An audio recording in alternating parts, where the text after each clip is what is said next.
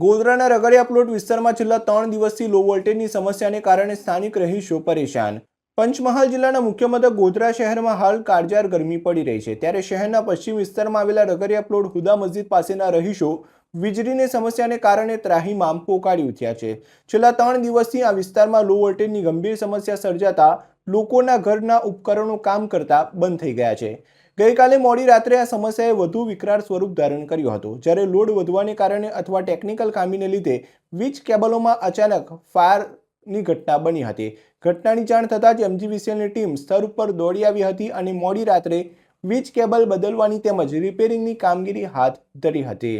ગોધરા રગડિયા પ્લોટમાં 3 દિવસથી છેલ્લા લો વોલ્ટેજનાથી અમે ખૂબ પરેશાન થઈએ છીએ।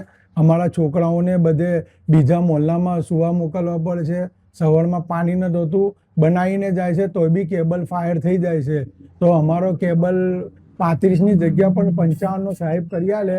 અમે સવારમાં ચાવડા સાહેબની મુલાકાત કરી। ચાવડા સાહેબે અમને આશ્વાસન આપ્યું કે તમારું કામ થઈ જશે, અને અબ્બલ બી લાઇટ નથી અને એ લોકો સર્વે કરવા આવ્યા છે। તો ચાવડા સાહેબને અમે એમ કહે છે કે ભાઈ અમારું આ સોલ્યુશન વહેલું તકે પૂરી કરે।